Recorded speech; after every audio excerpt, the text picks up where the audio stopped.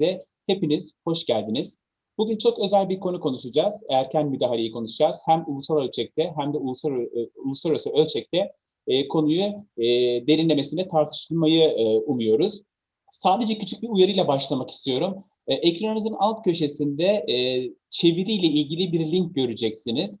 O link içerisinde Türkçe ve İngilizce simultane çeviri yapılacağı için eğer İngilizce orijinal dinlemek istiyorsanız İngilizceyi, eğer Türkçe dinlemek istiyorsanız Türkçeyi seçerseniz direkt çeviriyle birlikte programın tamamını izleme şansınız söz konusu olacak. Öncelikle bunu belirtmek istiyorum. Şimdi açılış konuşmasını yapmak üzere Gazi Üniversitesi Rektörümüz Sayın Profesör Doktor Musa Yıldız'ı mikrofona davet ediyorum. Buyurun Sayın Rektörüm. Mikrofonunuz kapalı Sayın Rektörüm.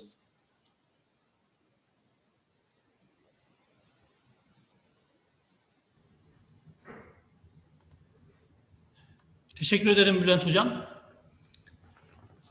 Sayın Genel Müdürüm, yurt içinden ve yurt dışından katılan değerli misafirlerimiz, değerli katılımcılar, sözlerime başlamadan önce hepinizi hürmet ve muhabbetle selamlıyorum. Erken bebeklik ve çocukluk döneminde yapılan her türlü tıbbi, eğitsel ve rehabilitasyon müdahaleleri büyük önem taşımaktadır.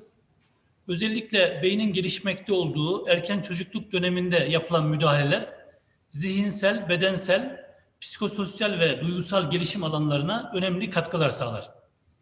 Erken müdahale kapsamında yapılan bireysel ve bölgesel uygulamalar yerine ulusal erken müdahale programlarının geliştirilmesi, sadece çocuğun iyileşmesi açısından değil, çocuğun büyümesi ve problemlerin artması nedeniyle ortaya çıkacak sağlık giderlerinin azaltılmasında da önemli bir yere sahiptir.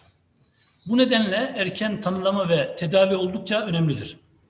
Gazi Üniversitesi olarak son 5 yıldır çocukluk çağında erken müdahale programlarının gelişmesi ve uygulanabilmesi için Türkiye Büyük Millet Meclisi, Millî Eğitim Bakanlığı, Sağlık Bakanlığı, Aile, Çalışma ve Sosyal Hizmetler Bakanlığı, UNICEF tarafından yürütülen birçok çalışmada öğretim üyelerimizin akademik ve klinik deneyimleriyle yer aldık. Özellikle serebral palsi, Türkiye olarak bildiğimiz Türkiye Spastik Çocuklar Vakfı'nın koordinatörlüğünde Aile, Çalışma ve Sosyal Hizmetler Bakanlığı, Gazi Üniversitesi, Portekiz Minho Üniversitesi, Portekiz Serebral Palsi Derneği ve Avrupa Erken Müdahale Derneği ortaklığında sürdürülen çocukluk çağında erken müdahale projesinin 2020 yılında tamamlanması ile birlikte konunun önemine uluslararası arenada dikkat çekilmiş, ülkemiz açısından önemli çıktılar sağlanmıştır. Bugün gerçekleştirilecek bu toplantıda Gazi Üniversitesi Sağlık Bilimleri Fakültesi Dekanı Profesör Doktor Bülent Elbasan, ülkemizde erken müdahale kapsamında yürütülen çalışmalar ile ilgili bilgileri verirken, Portekiz Minho Üniversitesinden Doçent Doktor Maria Serrano, Avrupa'da önemli yankılar uyandıran erken çocukluk müdahale programı ile ilgili Portekiz'in erken müdahale konusundaki ülke politikası ile birlikte dünya uygulamaları hakkında bilgi vereceklerdir.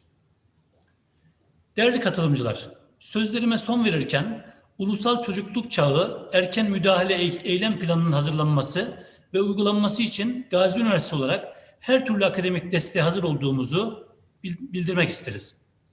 Bu vesileyle bu programda emeği geçen, başta Bülent Elbasan hocamız olmak üzere, Aile, Çalışma ve Sosyal Hizmetler Bakanlığımız, Engelli ve Yaşlı Hizmetler Genel Müdürü, uzman doktor Orhan Koç Beyefendi olmak üzere emeği geçen bütün arkadaşlarıma teşekkür eder, saygılar sunarım.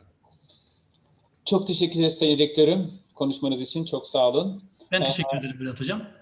Şimdi de açılış konuşmasını yapmak üzere Aile, Çalışma ve Sosyal Hizmetler Bakanlığı, Engelli ve Yaşlı Hizmetleri Genel Müdürü, uzman doktor Sayın Orhan Koç'u mikrofona davet ediyorum. Buyurun Sayın Hocam. Sayın Rektörüm, kıymetli katılımcılar, hepinizi selamlıyorum. Bu çalışmaya emeği geçen herkese şimdiden teşekkür ediyorum. Çok önemli bir konu başlığıyla birlikte taraflarla, yurt dışından ve yurt içinden katılımcılarla, akademisyenlerle, sivil toplum kuruluşları ve kamuyla bir araya bizi getirdiği için Bülent Hocama, başkanlığında tüm ekibe teşekkür ediyorum. Tabii ülkemiz ve dünya zor günlerden geçiyor. Bu pandemiyle ilgili süreçte özellikle engelli ve yaşlı bireylerin pandemiyle ilgili süreçte çok daha dezavantajlı gruplar olaraktan etkilendiğini, sosyal hayata katılım noktasında birçok kazanımlarını kaybetme noktasına geldiğini yakinen hepimiz müşahede ettik. Ancak inşallah aşılama ülkemizde hızla aşılama yapılmakta. Şu anda 65 yaş üstü tüm yaşlılarımız ücretsiz aşıya erişim sağlandı. Kamu kurum kuruluşlarımıza kalan tüm engellilerimiz, yaşlılarımız ve hizmet veren personelimiz aşılandı. Bu açıdan önemli bir süreci tamamlamış olduğumuzu da ifade etmek istiyorum. Ülke olarak yaşlı ve engellimize yönelik pandemiyle ilgili mücadelede hep öncelikli koruyucu yaklaşımımızı sergiledik. Engelli ve yaşlılarımıza sağlığa erişim konusunda hep önceledik. Yaş triyajının uygulandığı birçok ülkeye rağmen ülkemizde tam tersi engelli ve yaşlılarımız VIP hizmeti, öncelikli hizmet aldılar, almaya devam ediyorlar. Ve bütün yaşlı ve engellilerimiz sağlığa erişim konusunda herhangi bir sıkıntı yaşamadan sağlık hizmetlerini hastanede aldılar. Hastane sonrası da 15 gün izolasyon kuruluşlarımızda bakım süreçleri tamamlandı. Sonra kuruluşumuzu aldık. Pandemiyle ilgili Mart ayından bugüne bütün kuruluşlarımızda sağlık çalışanlarımız, bakım personellerimiz 14 gün kapalı vardiya sistemi diye ifade ettiğimiz kuruluşta kalarak yaşlımıza hizmet etti, engellimize hizmet etti ve kuruluşa giriyorken tüm personelimiz her vardiya değişikliğinde PCR testinden geçirilerek virüsün kuruluşa girmesini önleyici birçok tedbir aldı. Tabii ülkemiz engellilik alanında hızlı birçok programı hayata geçirdi. Özellikle 2005 yılında tüm dünyada olduğu gibi kendi ülkemizde de özel bir kanun çıkardık. Bu kanundan sonra birçok alt mevzuatla birlikte bu alanlar disiplinize edildi. Birleşmiş Milletler'in engelli hakları ilişkin sözleşmesini ilk imza atan ülkelerden olduk ve ikinci mevzuatlarımızı buna göre düzenledik. Parlamentodan geçirerek yasalaştırdık. Bunlar tabii ülkemizde hızlı kazanımlar elde etmemizi sağladı. Engellilik alanında özellikle engellilerimizin nitelikli bir eğitim almalarını çok önceledik. Bugün eğitim kurumlarımızda, örgün eğitimde 400 bine yakın engellimiz eğitim almakta. Bunlar kaynaştırılmış sınıflarda eğitim almakta. Kaynaştırılmış sınıfta eğitim alan oranımız %75. Bu tabii bizim için önemli bir oran, ancak bunu %80'den üzerine taşımak istiyoruz. Bir diğer noktada engelli bireylerimizin üniversiteleşme oranı çok önemli ve bugün artık biz engelli bireylerin üniversite hayatını yaşadıktan sonra EKPSS uygulamasıyla ki engellilerin nitelikli istihdamını sağlayacak, ünvanlarına, eğitimlerine, branşlarına göre kamuda istihdamını sağlayacak bir sınavla bunu gerçekleştiriyoruz. EKPSS dediğimiz engeller için kamu personeli seçme sınavında engel grubuna göre sınavlar yapılıyor ve buradan engellerimiz atanıyor. Şu anda son atamalarımızın büyük bir oranı bu imtihana göre lisans ve lisansüstü mezunlardan olmaya başladı. Bu çok önemli bizim için. Tabii özellikle engellilikle ilgili koruyucu, önleyici yaklaşımlar çok önemli. Sağlık Bakanlığı üzerinde yürütülen nadir hastalıklar, genetik hastalıklar ve engellilikle sonuçlanabilecek birçok tanıyla ilgili tarama programları yapılmakta ülkemizde. Bunların başında yeni doğan işitme tarama testi dediğimiz her canlı doğan Türkiye'de yeni doğan işitme tarama testine tabi tutuluyor. Bu çok önemli bizim için. Yine 0-3 yaş grubunda birçok tarama programı genetik geçişli veya kalıtsal hastalıklar veya ciddi engellilikle veya yaşamı zorlaştıracak sonuçlarla karşımıza çıkabilecek fenilketonuri gibi birçok tarama programı da hayata geçirilmiş. Fakat hepimiz biliyoruz ki erken tanı koymak işin bir aşaması. Fakat erken tanıyı biz ne kadar erken algılayacağız? Bu doğum öncesi yani gebelik süresinde, hatta bir tık daha önce anne adayları dönemindeki ülkemizde Akdeniz anemisi gibi kalıtsal geçici hastalıkların evlilik öncesi tarama programlarıyla tarandığını ve bu şekilde de bir önleyici, koruyucu yaklaşım olduğunu biliyoruz. Fakat genetik taramaların bugünkü gelmiş olduğu nokta itibariyle baktığımızda farklı yöntemlerle kalıtsal geçen hastalıkları preimplantasyon yöntemleriyle önlenebilir engellilik alanına girdiğini de biliyoruz. Ülkemizde bu noktada da geri ödeme kuruluşları ve yasal mevzuat altyapısı oluşturularak preimplantasyon yöntemiyle de bazı genetik tanılı vakaların önleyici yaklaşımını hayata geçirmeye çalışıyoruz. Annelik sürecinde, gebelik döneminde bütün gebelerimiz, annelerimiz ücretsiz sağlık hizmetine erişimi var. Bu çok önemli. Riskli gebeler ve oluşabilecek intrauterin gelişimle ilgili süreçleri rahatlıkla takip edecek durumdayız. Doğum esnasında Türkiye'deki tüm canlı doğumların hastane ortamında yapıldığını ve bu hastane ortamında mutlaka uzmanlar tarafından doğumun gerçekleştirildiğini, doğum esnasında yeni doğanın skorlamasının takiplerinin yapılmasının hastanede olduğunu biliyoruz. Yeni doğan ünitelerimiz açısından baktığımızda da şu anda 700 grama yakın bebeğimizi, prematürümüzü yaşatabilecek yeni doğan canlandırma ünitelerimiz, yeni doğan yoğun bakımlarımız var ve yeni doğan uzmanlarımız da çocuk gelişimci çocukçularımız ve diğer multidisipliner yaklaşımla merkezlerimizde bu hizmeti verebilir durumdayız.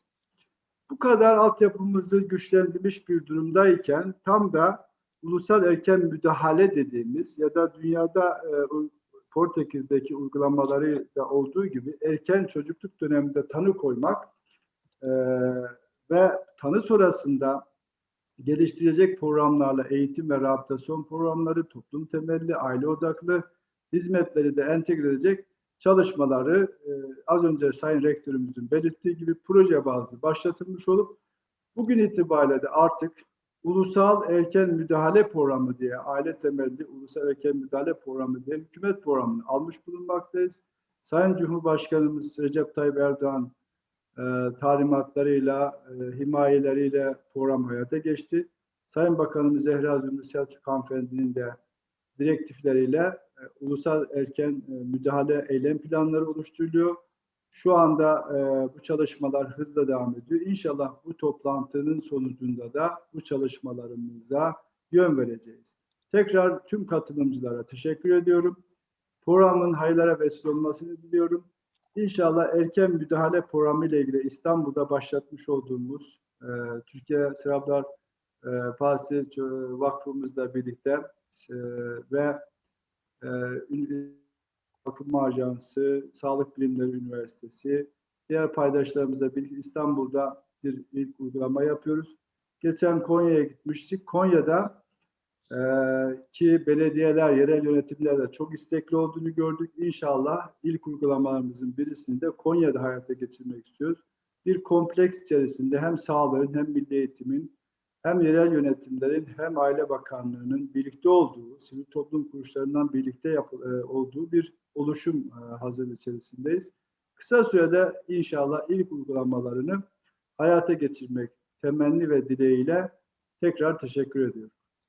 Biz çok teşekkür ederiz Sayın Genel Müdürüm. Ne güzel bunları duymak, erken müdahale konusunda daha aktif, daha dinamik bir süreç içerisine girdiğimizi görmek, projeyle başlayan ancak uygulamaya dönen bu yönü olduğunu görmek bizim için gurur verici ve mutluluk verici. Bu konuda her türlü desteğe hem klinik hem bilimsel anlamdaki desteğe de hazır olduğumuzu özellikle vurgulamak istiyorum. Dünyada uygulanan erken müdahale modellerini inceliyoruz. Ülkemiz için uygun modelleri geliştirmeye yönelik de bir takım girişimlerin olduğunu söylediniz. Bu çok önemli gerçekten. Bunun bir ekip çalışması olduğunu çok iyi biliyoruz. Tıbbi modelden daha çok artık çocuğun günlük yaşama katılabileceği, entegre olabileceği psiko-sosyal bakış açısının artık çok değerli olduğunu görüyoruz. Bugün bize bunların hepsini çok detaylı anlatacak. Yine çok yakın bir zamanda 6 yaş civarında tanı koyulan çocukların bugün 0 yaştan itibaren tanılanabildiğini görmek, çözger raporlarının burada devrede olduğunu görmek bence gurur verici ve mutluluk verici. Bu erken dönemde eğitim, fizyoterapi ve rehabilitasyon yaklaşımlarının çocuğun hayatını anlamlı kılmak adına önemli olacağını bir kez daha gösteriyor bize. Ben izin verirseniz Ana Maria Serrano'yu tanıtmak istiyorum şimdi. Portekiz Minho Üniversitesi Eğitim Enstitüsü Eğitim Araştırmaları Merkezi'nde görev yapmakta. Coimbra Üniversitesi Psikoloji Bölümü mezun olduktan sonra Amerika'da Cincinnati Üniversitesi'nde Fulbright bursu ile birlikte erken müdahale konusunda eğitim aldı. Minho Üniversitesi'nde Çocuk Çalışmaları Enstitüsü'nde özel eğitim alanında doçent unvanını aldı. Kendisi özel eğitim master programının direktörü olup psiko-sosyal gelişim, öğrenme ve özel gereksinim çalışma grubunun koordinatörü olarak görev yapmakta. Ayrıca Early olarak bilinen Avrupa Çocukluk Erken Müdahale Derneği'nin başkanı olarak görev yapmakta. Aynı zamanda Uluslararası Erken Müdahale Derneği'nin yönetim kurulu üyesidir. Aynı zamanda bu yönetim kurulu üyeliğinde aktif olarak çalışmaktadır. İzin verirseniz ben de bir hoş geldin demek istiyorum Ana'ya. Kanalımı hemen değiştirerek sonra sözü ona vereceğim. So I will kindly welcome you, Ana. Thank you very much for accepting our invitation and joining us in this seminar. Thank you very much for this. And we really appreciate your works in the field of early intervention that has been run in the Europe, and also very thankful for your support in establishing early intervention program in our country as well. So thank you very much, and I would like to give the floor to you. Welcome again, and the floor is yours, Ana. Thank you. Well, thank you very much. Good morning. I would like to start by compliment the rector of the university. So Professor Yıldız, Professor Dr. Yıldız, it was a pleasure to be here in your university to talk about a theme that is a passion for all of us. I would like to also compliment Bülent, my colleague Bülent, and thank for invitation to discuss this topic with you and all my colleagues here. I see a lot of them from the VAT project. We worked together, and it was a very strong, important partnership that allows us to start discussing these aspects in Turkey. And I know that we are very proud to listen to all the achievements that you are doing in Turkey concerning ECI, and also very important that you are able to put together the different researchers, practitioners, the foundation in Istanbul, and also the ministries, the different ministries. I also would like to, of course, compliment Dr.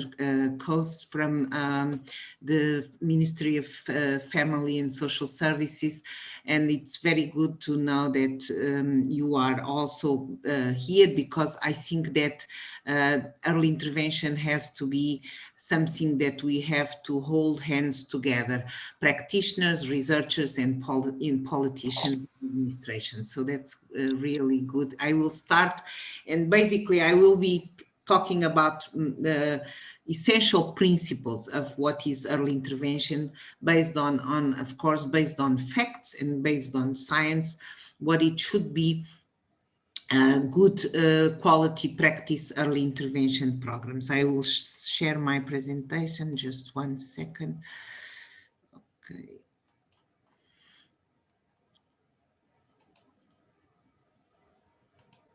Okay, so I will be talking, as I said, about main principles that we should take. We should pay attention when we think about developing a system of early intervention.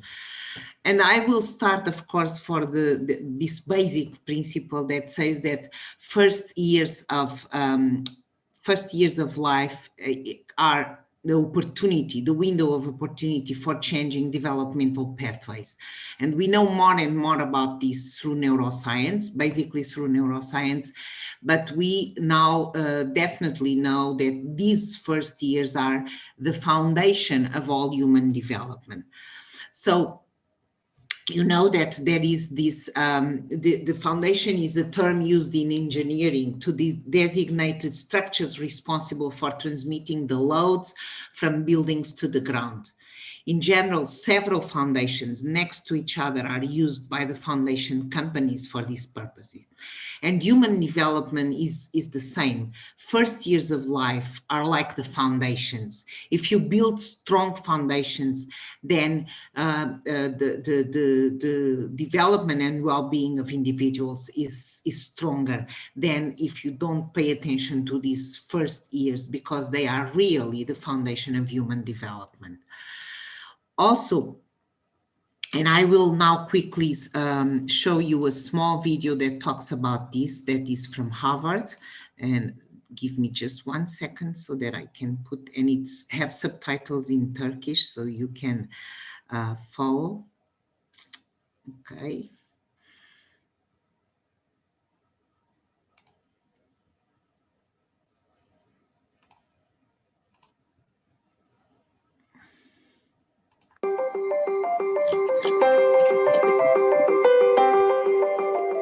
A child's experiences during the earliest years of life have a lasting impact on the architecture of the developing brain. Genes provide the basic blueprint, but experiences shape the process that determines whether a child's brain will provide a strong or weak foundation for all future learning, behavior, and health. During this important period of brain development, billions of brain cells called neurons send electrical signals to communicate with each other. These connections form circuits that become the basic foundation of brain architecture.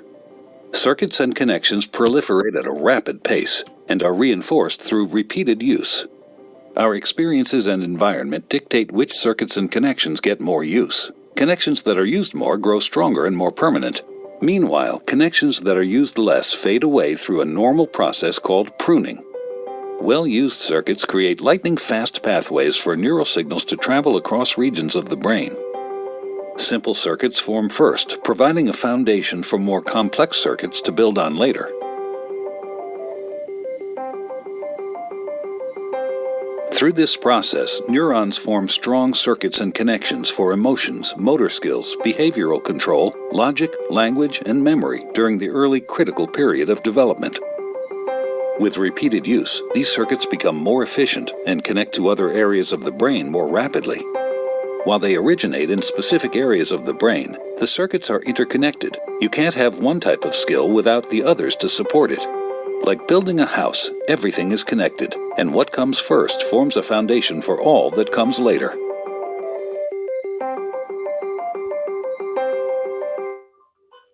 Okay, so now I'll go back to my slides.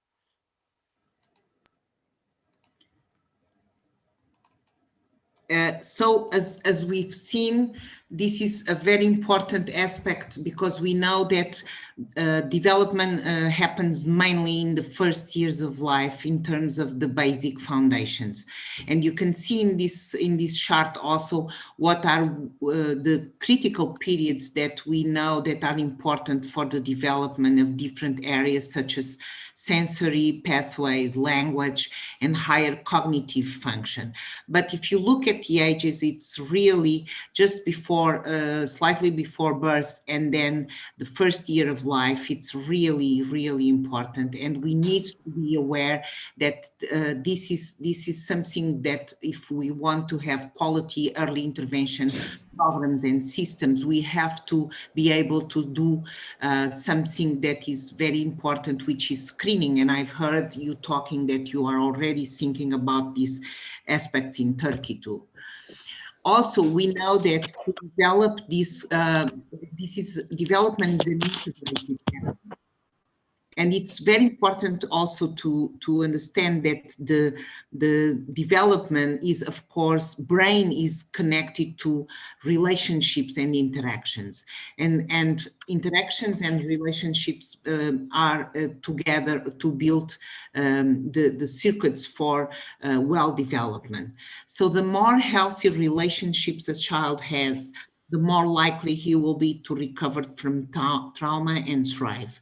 Relationships are the agents of change and the most powerful therapy in human love.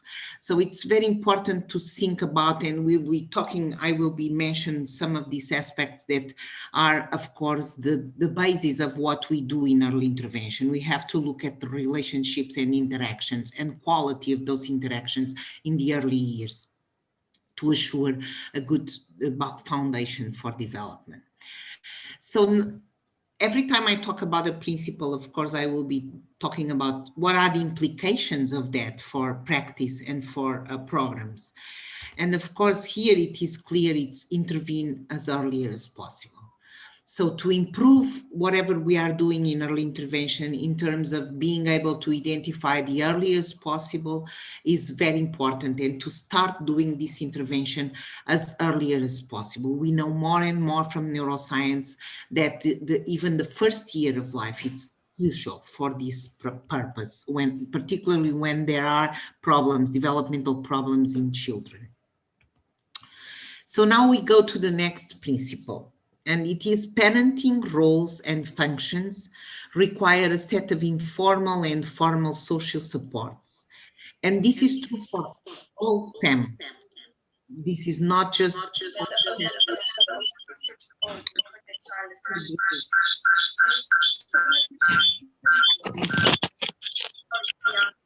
Are you listening? I don't know, there is some noise, but I...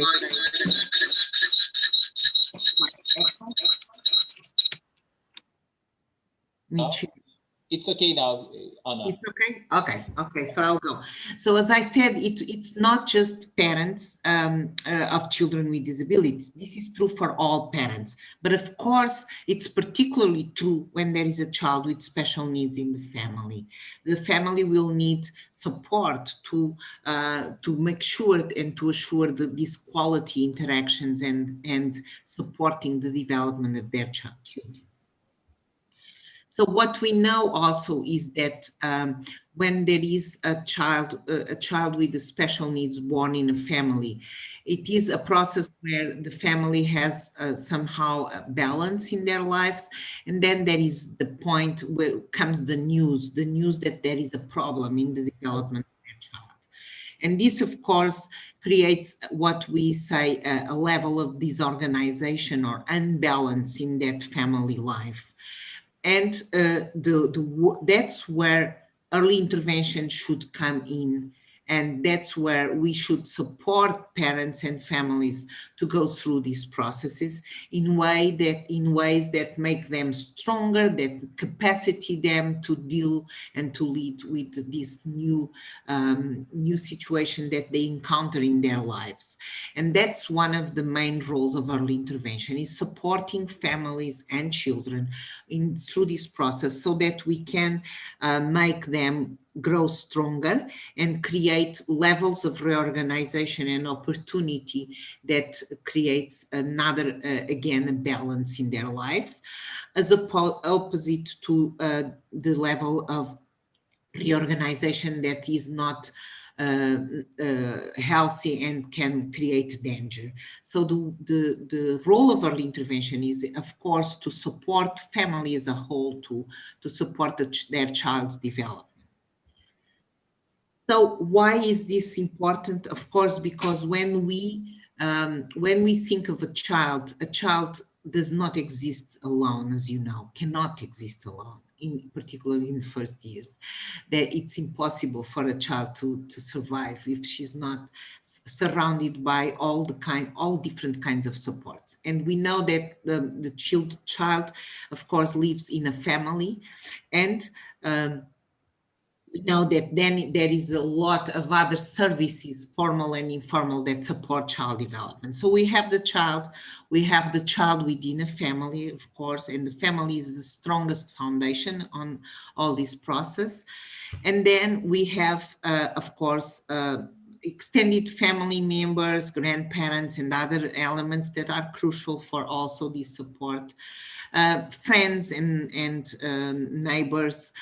We have, of course, workmates and colleagues of family members, we have health professionals, we have early childhood educators, we have different kinds of services that can support and provide support to families for the development of their children. So we have to think about this systemic view of development that is interconnected, and that's why it is so important to also providing early intervention services to think about this interconnection between health, education, and social services. So we know that family patterns of interaction, and this is something we know from science, this is from Guralnik, where he describes this systemic view of development, and he talks about family patterns of interactions. And family patterns of interactions, of course, are have an important impact on child development.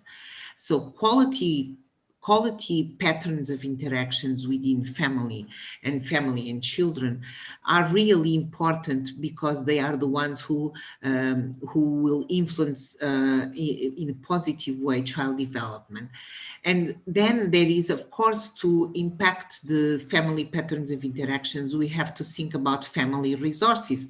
And when I'm talking about family resources, of course, I'm talking about intra-family resources, which is the health, mental health of the parents, the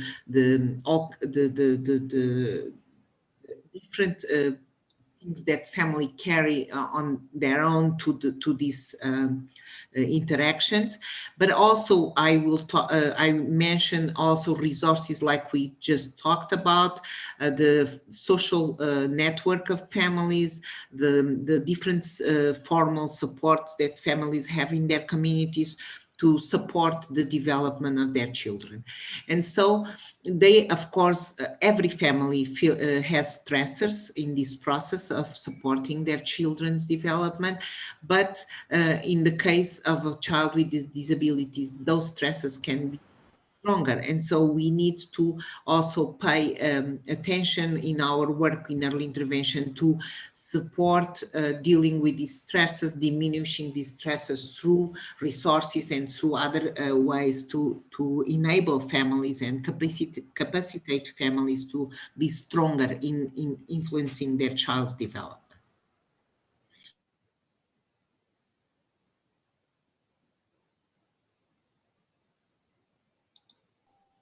Anna, you're muted.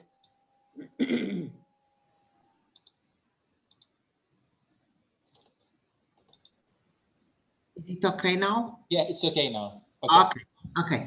So as I was saying, this effective early childhood intervention pays attention to all three levels. We have to, of course, pay attention to child development, to family patterns and interaction, and to family resources. So this is a way of thinking the ECI as a systemic view and not just as old traditional rehabilitation models that only focused on child development, basically. And forget about all these other aspects that we know clearly now that are important, that we need to pay attention if we want to do quality work in early intervention. So if it's okay. So this pattern, as I'm saying, these patterns of quality interactions, which are on a daily basis what influences child development, they have to be, which is in the center of this slide, then they have to be supported by a lot of other services, people, community, in the community, to make sure that children have the learning opportunities and the opportunity of participation in many different activities, but also parents are supported in their roles to educate their children. So educating a child with special needs triggers additional stressors to families. And we know that, of course, our role in early intervention is also to be able to create a balance between stressors in families' lives, but also buffers. And how do we support the families has to do with identifying what are strengths, and then create also, think together with families how social supports can enhance whatever they are doing in their roles as parenting a child with a disability. So stressors, of course, we can see that there are different kinds of stressors that families go through when they have a child with a disability. And of course, this is unique. Every family has different ways of feeling and coping with the stress. But we can identify in the literature this intellectual stress, quest for information regarding etiology, prognosis, and intervention, treatment intervention.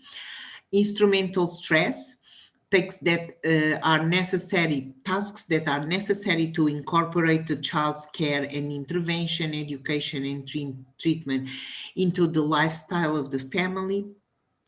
Emotional stress, response to the demands of the caregiving, interpersonal stress, shifts in relationships, and existential stress, the family's ability to make sense of what happened. So these are the kinds of stressors that families encounter, and that we in early intervention should also to be aware and support in terms of this, creating this balance between what are the stressors and the buffers. Also, so we know that social support and social networks are key concepts for early childhood intervention. And we as traditional practitioners in the area of ECI on a rehabilitation clinical model, we really didn't pay much attention to this, but we need to shift our perspective of looking to ECI in this way, because we now know that this is very important and has an indirect effect on child development, because as I explained, family patterns of interactions depend on these supports. So we need to also pay attention to these kinds of supports that families have in their communities.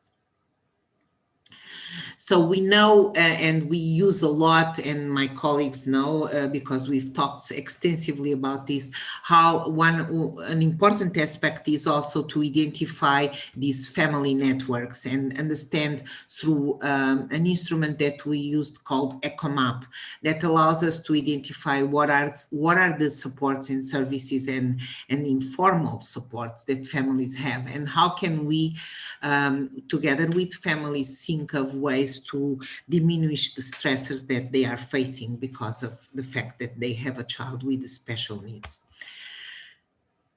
So, in fact, social support networks function as a safety net, a network that supports families or protects them from falls. And this is very important, because it's really this metaphor about this safe network that is there, even though you might not use it.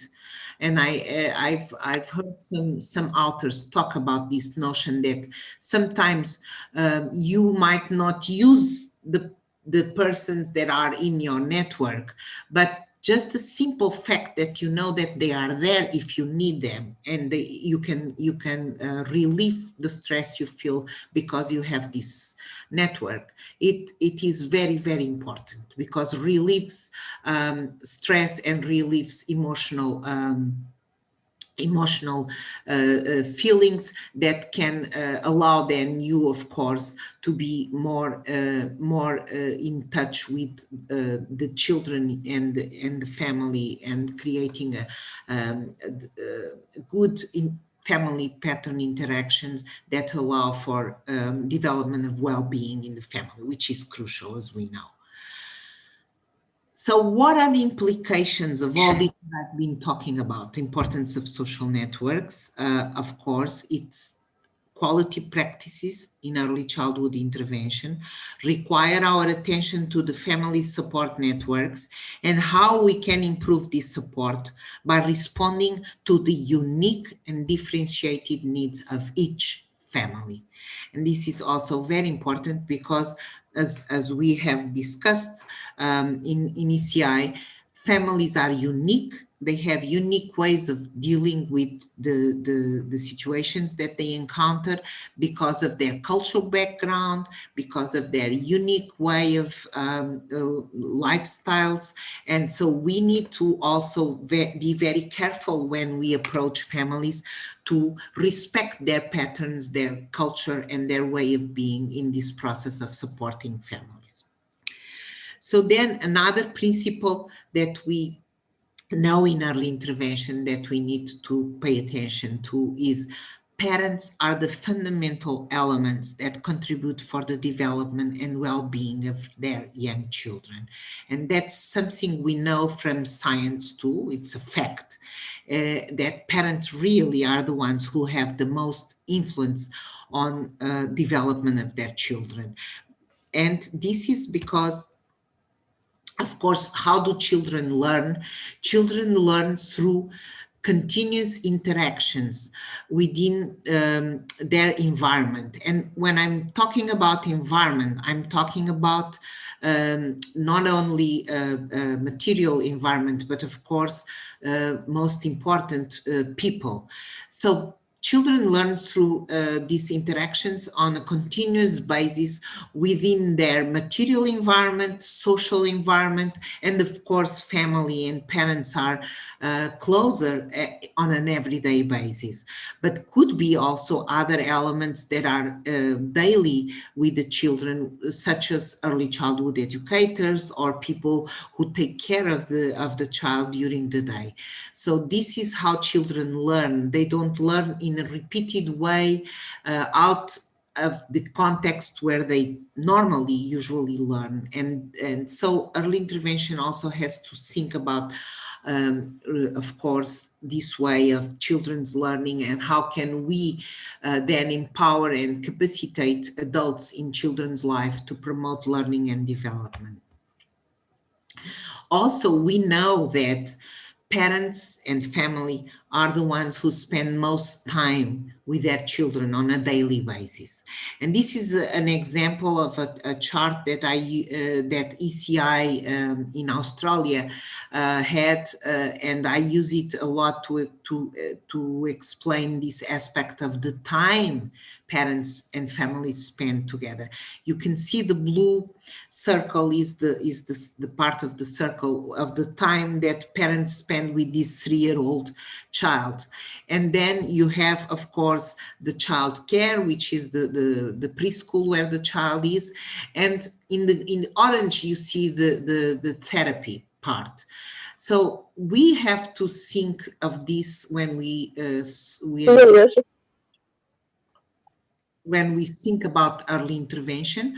We need to think that we need to work with the people, and we need to capacity people who are spend more time with the child to make sure the child have more opportunities to learn and development in the context.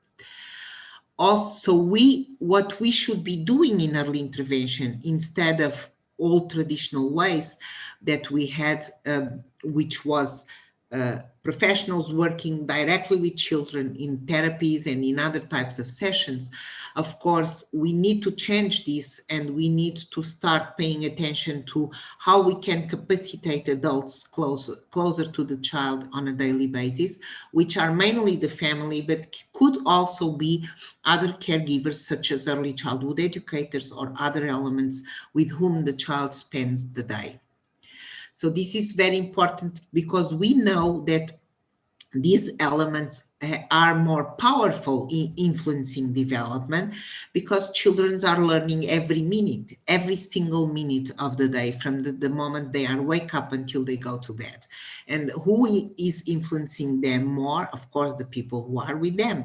So we need to start paying attention to also how we can support learning and development of children within the people who are with the children. And we call that contextually mediated practices. So why are families so important? Families and this is true for all families, of course, families know their child best and make the biggest impact on their child's development. The supports, experiences, and opportunities provided early in life significantly shape a child's development. It is the role of early childhood intervention to share knowledge, information, and skills with the family to enable them to further support their child's development. So what are the implications of all this that I've just talked about? Importance of parents and closer caregivers to the child. Families are at the heart of early childhood intervention. And so whatever we do in early intervention, if we don't pay attention to this aspect, we will lose a very important piece of what we should be doing in ECI. And we need to start thinking about how we can improve our relations with families and our support to families in the whole process of ECI. Then another principle that is very important, and you already mentioned, Dr. Kos mentioned this session, the convention. So we know that it is very important, the question of inclusion and learning in natural contexts. And of course, I'm not going to go through, because you are all aware of these principles on the Convention for People with Disabilities that you signed and ratified. Turkey also signed and ratified. And of course, children with disabilities are entitled to active participation in all aspects of family and community life, require equal opportunities in order to fulfill their rights, and should be treated with dignity at all times. And of course, children with disabilities are best cared and nurtured within their own family environment, and they should never be institutionalized solely in the grounds of disability. State parties must protect children with disabilities from discrimination and provide access to a range of services and supports which are specifically designed to help them achieve their full potential. And of course, CRPD is very important because it sets the stage for this idea of participation, of full participation in all aspects of lives of families and children. And that's something we need to also pay attention on ECI programs that we intend to develop. So children learn in very different contexts, and those contexts should be also contexts for learning and development in ECI. They learn in their families, they learn in their communities, in the neighborhood playground, in the swimming pool of the community where she lives, and so on. In schools, of course, schools are very, very important piece of all this process of learning and development. So that's why education and early childhood education is so important for early intervention. And of course, through different services that are provided in community, either formal services or more informal services that families and children can have in their communities. All these aspects are important to be thought of in the process of planning in ECI. So now I get to this definition that I particularly like, and this is a definition that Carl and Marilyn also developed recently in one of the chapters they wrote in a book on ECI. And what is early intervention? The different types of parenting supports provided by early childhood practitioners and other social network members that provide parents the time, energy, knowledge, and skills to engage their children in everyday child learning opportunities that promote and enhance both child and parent confidence and competence. And I think this definition clearly encompasses all the principles that I've told you about, that we went through now. It is very important that we as professionals, either therapists, either psychologists, either social workers, either nurses, whatever, provide the parents energy, knowledge, and skills. And that's where our knowledge, our particular knowledge of the different disciplines is important to support whatever are the needs of specific families that we are working with. So quality early childhood intervention practices, as Guralnik tells us, reduce emotional distress to parents. And remember, we talked about in the beginning of the presentation, stressors. That's what we need to diminish to families so that they can have time, energy, knowledge, and skills to support their child's development. So reduce emotional distress is one important aspect. Enhance parental coping, again, to improve family patterns of interactions that we know influence child development. Build support networks and promote parent competence and confidence. So these are the main outcomes, should be the main outcomes of our early intervention programs in our countries. Early childhood intervention a must. The knowledge about the influence of environment on cognitive, social, and emotional development of the child is a key factor for the wealth of nations on a globalized world. The investment in children and families is a political obligation, and policies, practices, and science have to hold hands to provide quality ECI programs in any country. Also, I would like to quickly tell you before I end my presentation that Early Aid, which I'm a part of, and a lot of my colleagues are here. I mean, my colleagues are here, at least I saw Nora and maybe more, Nora and Siegfried. We are part of the European Association of Early Childhood Intervention, which is an association based in Luxembourg, founded in 1989 in an international conference in Rotterdam. And our aim, our goal, our main goal in Early Aid is to develop knowledge and intervening in early childhood interventions. And we are a group of researchers, practitioners, and parent representatives that seek to contribute to the development of common policies and legislation in ECI, assuming the right of children and families. We've done recently, we translated a guide, which is a guide that was developed in my country, in Portugal, within our system that now has, it's celebrating his 10th anniversary, by the way, this year. And we developed these guidelines for early intervention, a guidebook for professionals.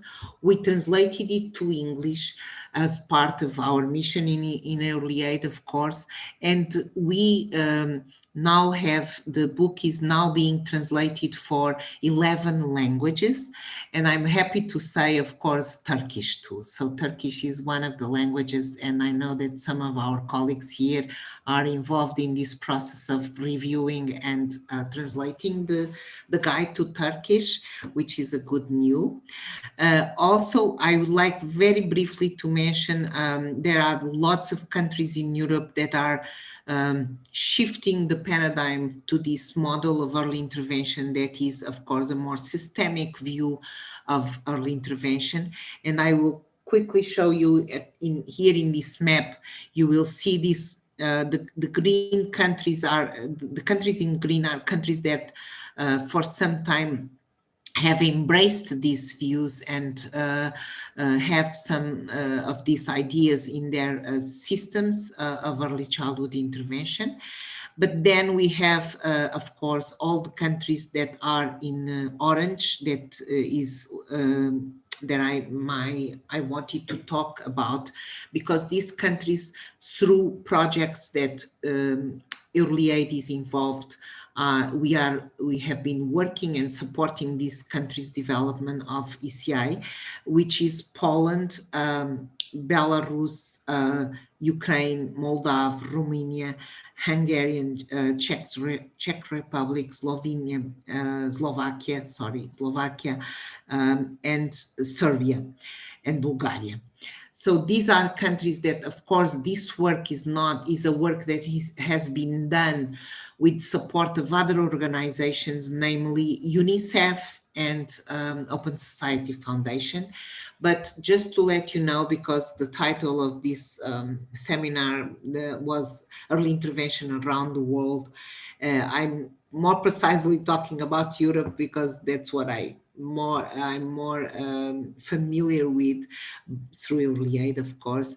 But this is just to give you a picture that there is a lot being done and happening in these countries in Europe, and they are really changing the paradigm of ECI practices.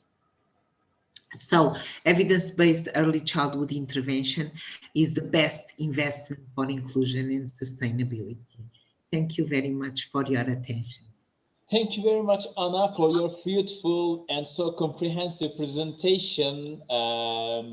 Thank you once again.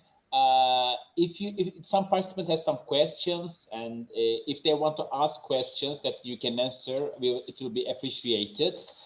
There's a question in the chat box, as I see. A person asks that if the early intervention starts a little bit late, I mean, not in the early childhood period, what are the problems that we can face about this issue? They want to ask that. Okay, I think, well, we know from science that the earlier you start, the best. Because of what I've mentioned in the beginning. But the early years, which is 0 to 5, 6, this period is very, very flexible in terms of neurodevelopment. So, I mean, of course, if you ask me, the earlier, the best. But if you can start as earlier, then if it's still in this period, it might have an impact. But we know now, for instance, for children who suffered severe abandonment and maltreatment, and this early in life, the earlier you start, the best, because we know that, for instance, in these cases, that if you don't intervene earlier, first year of life can damage brain development in ways that is very difficult to get back to restore, yeah. even in the next years of this early period of life. Mm-hmm. So I think this is very strong information that we are getting from neuroscience, from centers like the Harvard Child Development Center in Harvard, because they do a lot of experiences in this research in this area.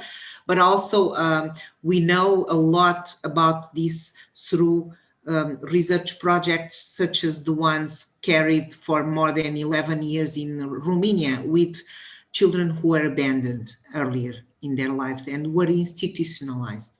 So this is something that we should improve if we, for instance, in my country, we have a national early intervention system. We have now indicators that allow us to understand how we are doing our job in ECI. And one of the things we found out is even though we are identifying and we have screenings starting very early on, we are still, children are entering, the majority of children are entering the program at 3, which is not early enough. We should now improve our system to be able to begin earlier than 3. Yeah. For the majority, because we are talking about just mean numbers. Okay, thank you very much for your clarification. I would ask you a question. As you know, there are lots of professionals who are serving in the early intervention team as a transdisciplinary model or interdisciplinary model. But as we know, we are talking about the early interventionists all around Europe, which does not exist in Turkey yet. So could you please let us know a little bit about the early interventionists? What are the professions, or what do they do generally, that we can learn more, or the participants can learn more about this issue as well? Okay, let me see if I can help you in that. But I think, I mean, we talk about early interventionists because of the need to shift also this thinking about who are the professionals working in this field. It's not the therapist, or it's not the psychologist, the doctor. It is a group of and knowledge that bring us information to support the development of the children within their families and communities.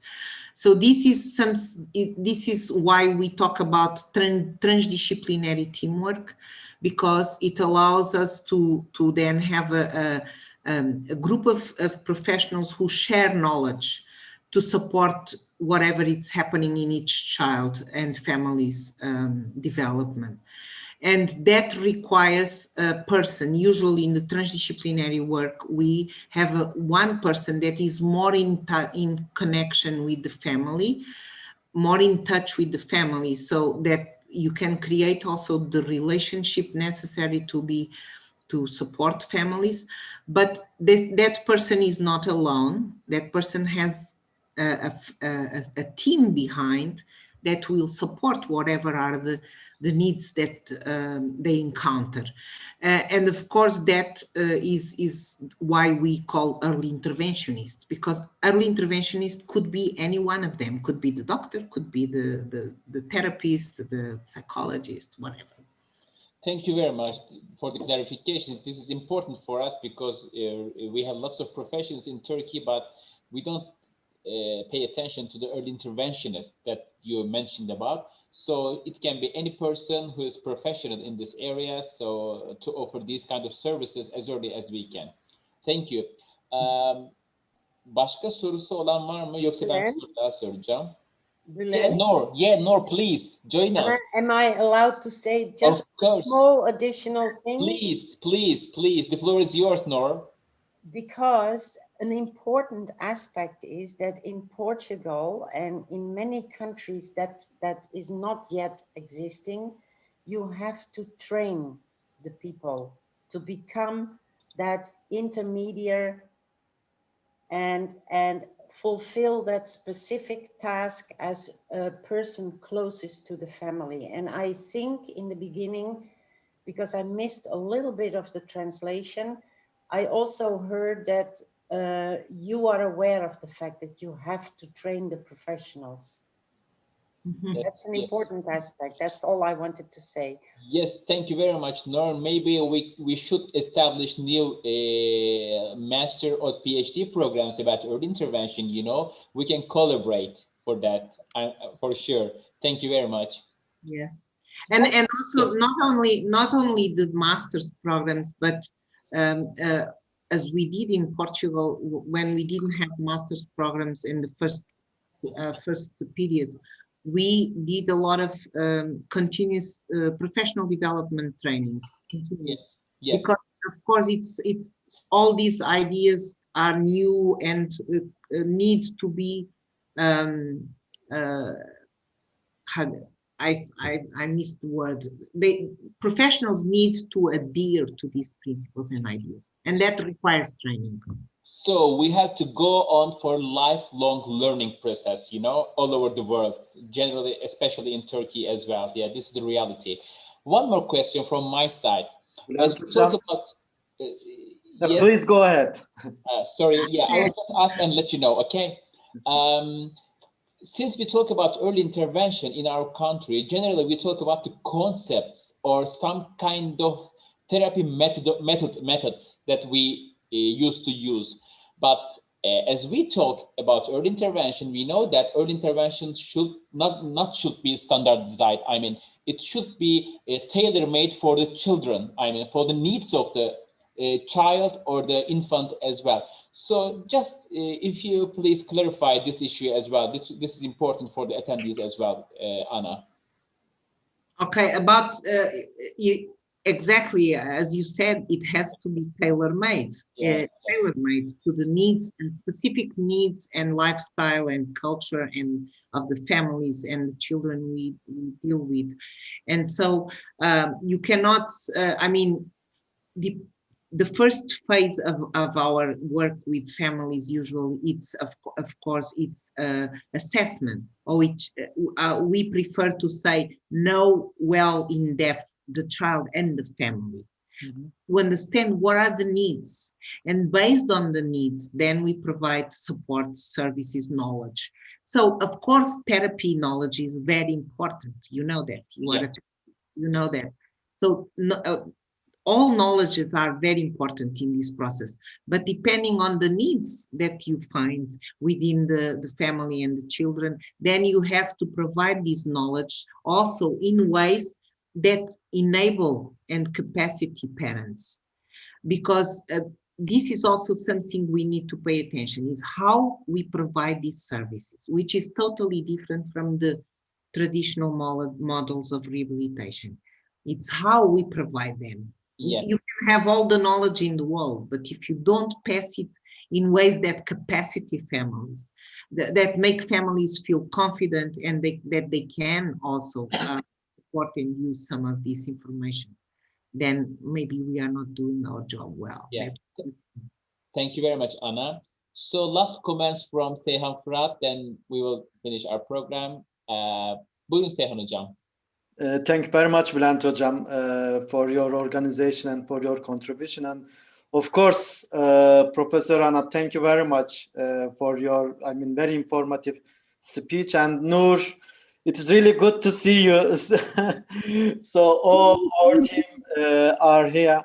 I think the most important part is, especially during our project meetings, we discussed, if you remember, Nur, Anna, the family perspective or family issue is really very important.